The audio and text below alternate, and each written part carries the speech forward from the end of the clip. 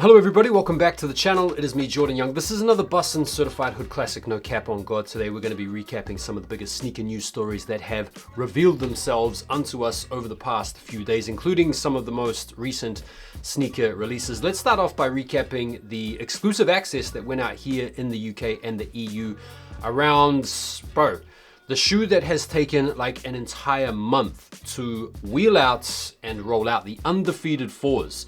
I feel like this was a release done by design though. Earlier on in the month, we had the Undefeated raffles, the in-store pickups, the activations. Then there was this uncertainty around whether or not there was going to be a Nike sneakers app, Tier 0 release, all that sort of jazz. Here in the UK, exclusive access went out to very lucky people in somewhat limited quantities. I have seen some numbers out there. I don't put too much stock in those stock numbers.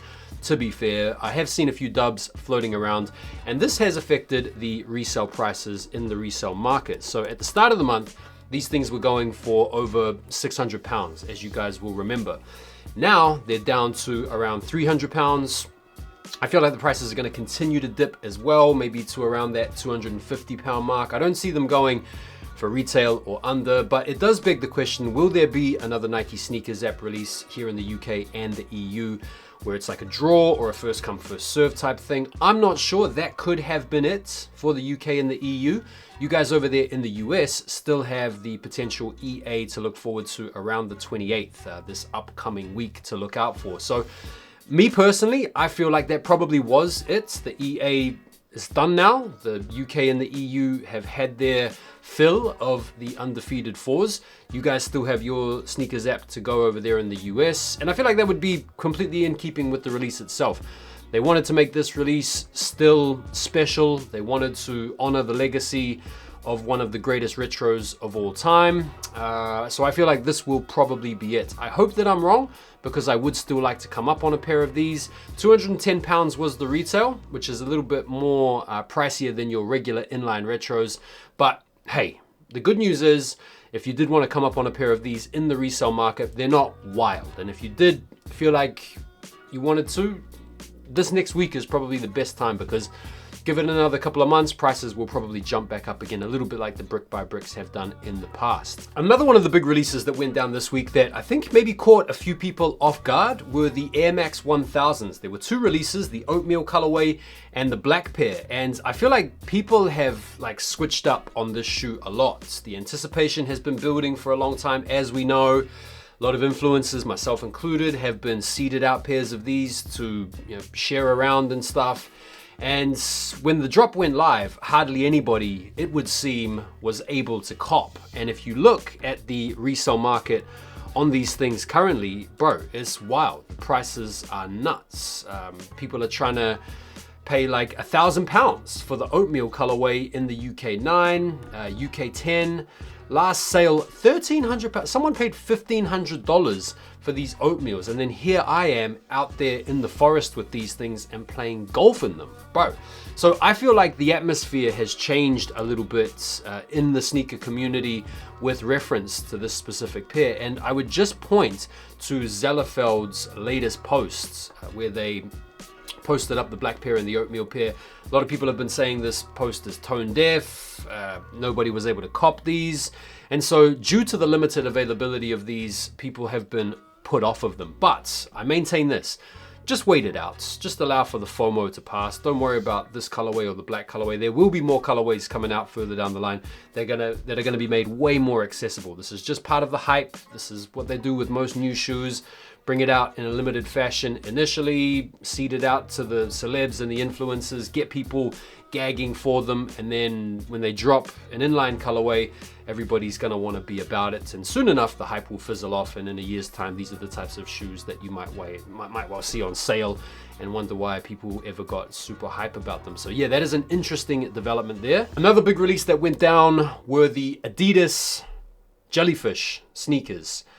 Bro, this is probably the most hyped up Adidas sneaker we've had in a long time. Is it a hot take to say this is the most hyped up Adidas shoe we've seen since the Ultra Boost 1.0 back in the day, or like the Yeezy 350? I feel like a lot of people have been really gassing this shoe up. It's a new and exciting model. This colorway is fire.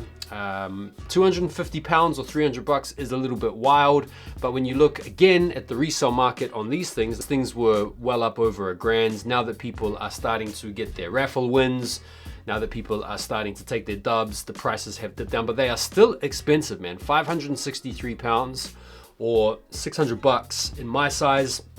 That's a pretty hefty price to pay for the jellyfish. Now I, luckily, and this is gonna piss some of you guys off, I know, managed to come up on a W thanks to End Clothing, which is something that doesn't often happen to me. So I am gonna be excited to get these in hand and give you guys my specific thoughts. Also had the Salehi Banbury New Balance 1000s that dropped. You guys had the wider release of the Air Max 95 SB, the cactus flowers, which I'm delighted to say I was able to come up on thanks to a mate selling a pair for retail. I have seen pairs of these crop back up on skate websites as well, as people have maybe been returning them, seeing as there's no resale in them. I think that's kind of wild because this to me is honestly one of the coolest shoes of the entire year. So I'm gonna be excited to try those out and give you guys my thoughts. Also had the Kobe 3 Protro Halo, the Shushu Tong Asics Gel Kinetic Fluent. You guys over there had the Jordan 1 Shattered Backboards finally released for you guys. Those things are already on sale over here. The Jordan 40 Blue Suede dropped, the Trunners, bro, like a crazy week of releases. Now, if you're wondering, can my wallets take any more punishment this month? The good news is this upcoming week I feel is a pretty dead week for sneakers, so you can probably just cool the wallet out and not have to worry. But yeah, crazy week for releases. Did you guys pick anything up? Let me know. Right, let's get into a little bit of news. Not a crazy amount of news has been happening over the past few days, but we have had an update on a pretty exciting new Air Jordan 40 colorway, and this one is inspired by the J's from 1985, man, the original ones. Got the classic Chicago color blocking here. We've got the Nike Air branding on the tongue, the Wings logo on the collar. These things are looking clean. Now, you guys know my position on the 40. I think this is one of the best Jordans, if not the best Jordan, like new Jordan wise, to come out since the 23. You could maybe make a special mention for a couple of other models, but yeah, these things are fire. And in this particular colorway with the Air Jordan 1 touches, bro, I think these are really, really clean. So yeah, as mentioned, you got the Wings logo on the collar, a callback to the One High, you've got the Nike Air on the tongue, another callback, and then you got the swoosh on the side, which I think really works, to be fair. Quality looks good as well. These things are set for a November release, and I would imagine would be really popular. Had some more looks at the Pata Nike Air Max DN8. This is a September release set to go down very soon, and I don't know what you guys think, but I just can't really get on board with the Air Max DN8. There's something a little bit over sporty or overly technical about it. It's like one of those cars that has a few too many spoilers. Some people are gonna be into it, I'm sure, and you know, no hate or disrespect to those types of people, but for me, there's just too much going on. They're way too busy with the bubbles on the side, these patterns, the contrast stitching. These things even have a carabiner if you need to just spontaneously bust out some kind of an abseiling maneuver. Yeah, not my type of ting. I don't think these are going to be particularly popular, but they're out there. ALD have teased their fall-winter collection alongside a pair of New Balance 991s, which are sporting those very familiar earthy and autumnal tones.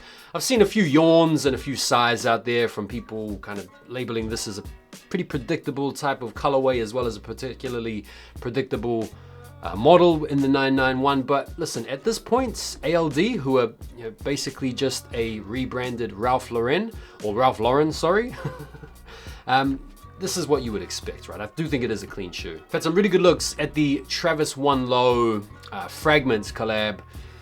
Mates, at this point, this is fast becoming the hyped up shoe of the year, at least one of the most hyped up shoes of the year. A lot of people are going to be checking for these. A lot of people are going to be hyped up for these. This is the type of shoe that a lot of people are going to be willing to pay resale for, no doubt. The materials look good. The color blocking is simple. It's slick. September the 20th is the release date. Yeah, I'm needing these. I think these are dope. What are you guys saying? Also had the Cavestone 4s this week. It's crazy to think that an earthy brown Jordan 4 that looks like a Travis Scott Friends and Family pair has sort of gone under the radar this week to the point where it's sitting around and doesn't really have much interest in it. That is a little bit crazy to me, but a reflection of the times, man. These things are out there, they're available. I think they look good. It's a clean shoe, but if we weren't so inundated with retros, especially Jordan 4s and 5s. These things wouldn't have sat around as they have, but they have, so let's move on. Couple of first looks thanks to Complex News. First and foremost, the Air Jordan 12 Taxis. Bro, one of the most classic OG 12s of all time. Let's have a look. I mean, they look nice, they look fine, but yeah, you can see the glue marks on the midsole, which is kind of classic with the Air Jordan 12s, especially when you've got the flat color blocking there. Also got a first look at the, or maybe not a first look, but an in-hand video of the upcoming Air Jordan 5 Black Tongue as well. Bro, this is another one of those ones for the true OG collectors out there, because as you guys know, that Black Tongue hasn't come out in a minute, and with that 23 font on the back looking really clean. Yeah, this is one of those Jordan 5s alongside the black metallics and the grapes that so many OGs out there are so delighted to see drop again this year. And that is about gonna wrap us up for today's video, guys. Just a little bit of an update. I'm gonna be coming back in a few days with some more updates, hopefully some more exciting news stories. Do me a favor and go and drop me a follow over on IG. I really would appreciate it, as well as subscribe to my second channel, you guys. I'm trying to build up the momentum and the motion over there. If you're interested in golf, go and subscribe to my second channel and enjoy the rest of your weekends. I've got a couple of videos coming out very soon talking about the Air Max 95 cactus plants, the SBs. Excited to bring you guys my review on those, as well as some other interesting vids coming out next week as well. So yeah, enjoy the rest of your weekend. Take care for now, and peace.